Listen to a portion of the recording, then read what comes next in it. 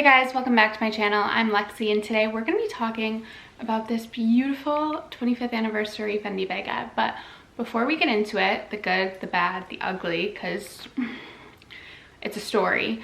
But if you're new here, welcome. I'm Lexi. I love all things luxury, so if that's something that interests you, please feel free to subscribe, like this video, do all the things. If you're not new here, well, welcome back, because I've taken extremely long hiatus at this point. But I'm back and I'm hoping to be much more consistent. Long story. If you're interested at some point I can address it, but it's like nothing groundbreaking or that dramatic. So let's get into it. This bag. I have a whole, I feel like I could write a novel with the amount of detail I have surrounding the 25th anniversary Fendi Baguette and the launches and everything. So I'm gonna kind of start at the beginning. I, for years, have been enamored with that dark purple Sex and the City sequin baguette. I'll put a picture here.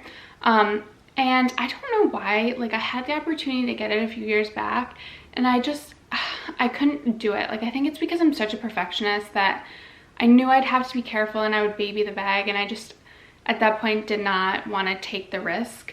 I'm over that now because I pre-ordered it and it's supposed to be here February or March, like hopefully in time for my birthday. That would be really nice, but it's a long story. It's not like really important into this bag, but semi-important, important adjacent, because I ended up getting, what do they call it? I forget the name of the color.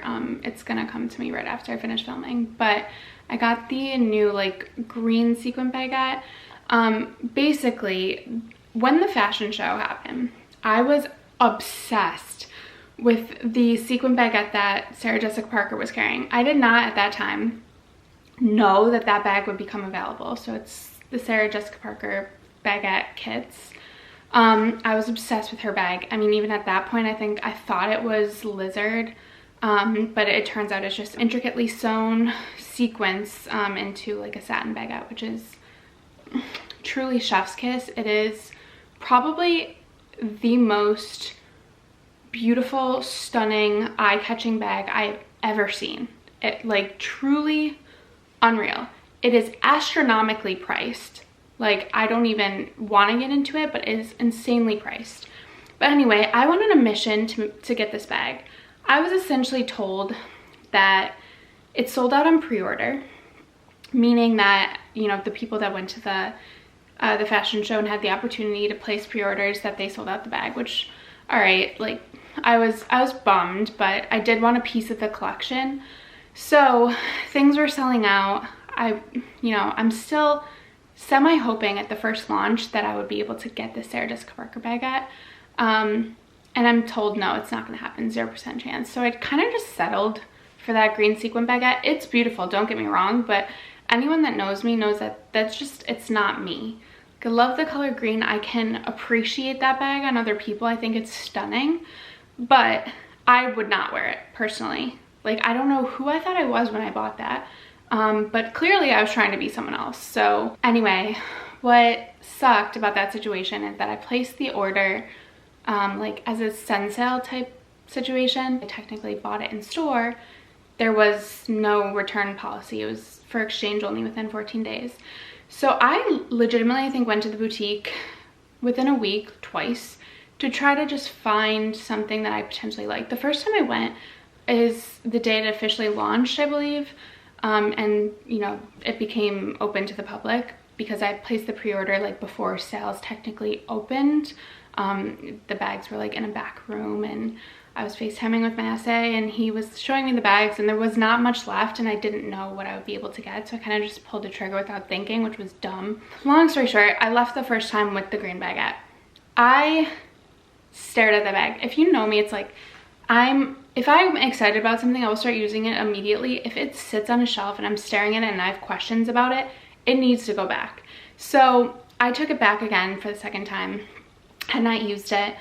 And I was kind of, you know, at that point I hadn't really explored the collection in depth beyond the sequins because I was set on sequins. I either wanted the purple one, the original purple, which I was told would not happen.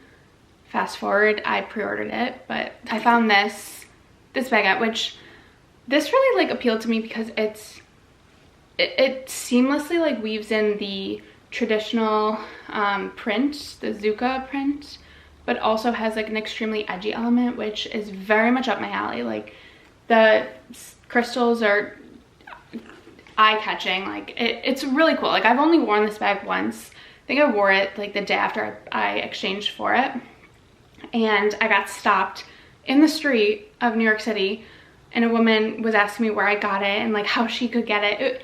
It's an eye-catching bag. There's no doubt about that. Just like some up-close details. I mean, look at the lizard. The handle's lizard. The strap that it comes with a long crossbody strap that's also lizard. Like, there's no doubt that this is an extremely beautiful bag. What I will say is this is the fatal flaw. And granted, I kind of knew when I'm buying it, it's like, I really wish they didn't put crystals on the back. I really wish that it was like from the front, from the side, like you got peeks into what it looked like. I understand like stylistically, like it really did have to bleed into the back, but functionally wise, like this, it doesn't work. Here's why. I crossbody my bags. Maybe if I just wore this like on the crook of my arm, maybe this wouldn't happen, and I've been too scared to wear this again since the first incident. But essentially what happened is I was wearing this crossbody, and because the crystals were rubbing against me and I was wearing athletic wear, thank God, nothing like super nice, but I had like leggings and unfortunately like one of my favorite just like black crew neck sweaters, but it is what it is. This tore it apart. I thought, you know, there's a chance it would catch on loose fabric, or, you know, I'd have to be more delicate with it. It truly like tore into the fabric. Like it took a sweater that I did not even think could come apart and tore it to shreds. Being a little bit dramatic, but the entire left side of my body was just pulls on a fabric I did not even think could easily pull. Not to mention the leggings, those babies are goners. But it's interesting because now it's like I'm scared to use it because it's gonna destroy whatever I'm wearing. I don't know if I'd have the same problem just handheld, so I might try that. But I am kind of terrified, which is so unfortunate. What's even more unfortunate is that I was able to get the Sarah Jessica Parker baguette. So after being told by several people that it was not gonna happen, there was no chance in hell, I found on Instagram a Neiman Marcus sales associate selling the Sarah Jessica Parker baguette. What's unfortunate about that, and I don't have it to share with you, I was like I was so excited I was gonna use that as like my coming back to YouTube video, do an unboxing of the Sarah Jessica Parker kit, Fendi Baguette. It's like so limited, so rare, so stunning. It is truly the most beautiful bag I've ever seen.